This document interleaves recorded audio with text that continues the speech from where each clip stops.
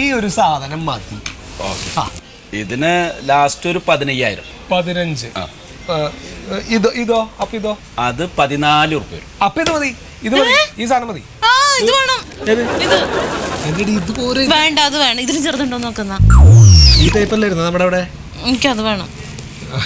ഇത് ശരിക്കും ഇത് മതി. ഇനിയിപ്പോ ഇത് വളരെ ഇഷ്ടം ഇതിരിക്കട്ടെ. 15 രൂപ. അപ്പൊ ഇത് എടുക്കാം അല്ലേ? ഇത് 15. നമ്മളിപ്പോ ഈ എക്സ്ചേഞ്ച് കൊടുത്ത സാധനത്തിന് 2,000 രൂപ അല്ലേ നമുക്ക് തരണം? 2,000 അത് പറയാൻ പറ്റില്ലല്ലോ.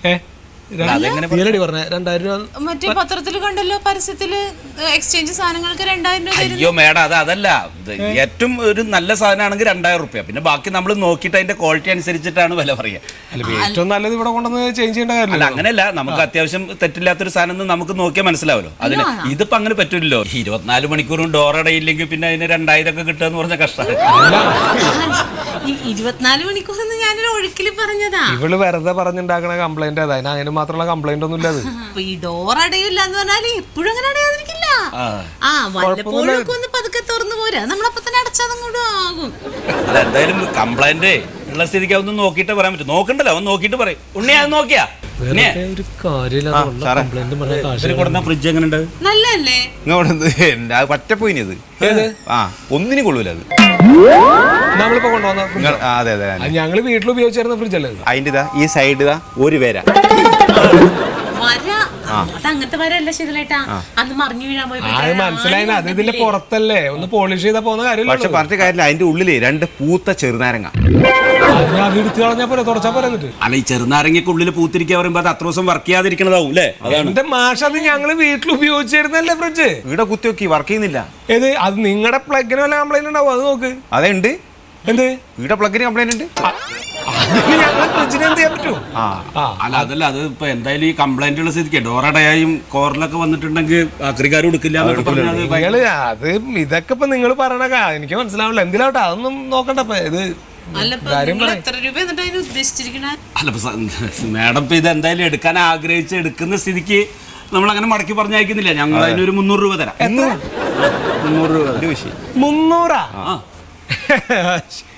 സാർ, അത് ആക്രി കച്ചവടക്കാരും കൂടി എടുക്കില്ല എന്ന് പറഞ്ഞു. ഇവിടെ വെറുതെ സ്ഥലം മുടങ്ങി കിടക്കുള്ളൂ. ഇനിയിപ്പോ സാർക്ക് അങ്ങനെ തോന്നുന്നുണ്ടെങ്കിൽ സാറാ പഴയ ഫ്രിഡ്ജ് കൊണ്ടേക്കോ, ഇതിന്റെ റേറ്റ് തന്നാ മതി. അല്ല, എന്നാ പിന്നെ അത് തന്നെയാണ് നല്ലത്. കൊണ്ടുപോവാ. അല്ല, 300 രൂപക്കൊക്കെ എന്ത് 300 രൂപ കൊടുക്കാൻ പറ്റും? ശീതളായിട്ട് ഇങ്ങോട്ട് കൊണ്ടുവന്നപ്പോ 350 രൂപയോട്ടോ കാശ്. തിരിച്ചു കൊണ്ടുപോയി പറഞ്ഞ പൈസ കൊടുക്കണ്ടേ? എന്താ സാറേ? എന്നാ ഇത് വളരെ മോശമായിട്ടോ, ഭയങ്കര ലോ റേറ്റ് ആയി പോയത്. അത് നമ്മളിപ്പോ അങ്ങനെ സഹകരിച്ച് എക്സ്ചേഞ്ച് എന്ന് പറഞ്ഞുകൊണ്ട് എടുത്ത് വെക്കണതാണ് ഇവിടെ, അല്ലാണ്ട് നമുക്ക് ഉപകാരം ഉണ്ടായിട്ടില്ല. ഓക്കെ, ആയിക്കോട്ടെ, അങ്ങനെ ചെയ്യാലേ. ഉണ്ണിയെ സാറേ ഇത് പാക്ക് ചെയ്യാൻ നോക്കിട്ടോ. അങ്ങോട്ട് ഇരുന്നോളൂ സാറേ, ഞാൻ ബില്ല് റെഡി ആക്കിയിട്ട് കാര്യമില്ല. ഒരു കംപ്ലൈന്റ് നീ എന്താ വായും പൊളിച്ചിരിക്കണ പാക്ക് ചെയ്യടാ. അല്ല സൂതാട്ടാ, ഈ ആക്രിക്കടക്കാരെ പോലും എടുക്കാത്ത സാധനത്തിന് നിങ്ങൾ എന്തിനീ 300 രൂപ കൊടുക്കുന്നു? ആരുടെ പറഞ്ഞ ആക്രി കിടക്കാരൻ പോലും പൈസ തരില്ല? അല്ല, ഇപ്പം പറഞ്ഞല്ലോ അമ്മ. അത് അവരോട് പറഞ്ഞല്ലേ? എടാ, മന്മഥൻ വന്നാലേ കണ്ണും ചെമ്പിയിട്ട് തരാം. അതിന് 800 രൂപ. പിന്നെ ഈ ഫ്രിഡ്ജിന്റെ യഥാർത്ഥ വില എത്ര? അത് 15 കൊടുത്തല്ല. യഥാർത്ഥ വില എത്ര? 13 രൂപ. അപ്പൊ അതിന്നും കിട്ടിയ ലാഭം. അപ്പൊ ഈന്നും പൈസയായി, അവര് കൊണ്ടുവന്നതിൽ പൈസയായി. എന്റെ സംഭവം നമ്മുടെ മുതലാളി നാട്ടുകാരെ നന്നാക്കാനല്ല ഈ സ്ഥാപനം വെച്ചേക്കുന്നത്, മനസ്സിലായാ? നീ ഇത് പാക്ക് ചെയ്യാൻ നോക്ക്, ഞാൻ ആ ബില്ല് കൊടുക്കട്ടെ. ഇങ്ങനെ പിടുത്തം കിട്ടും. ഭയങ്കര സംഭവം.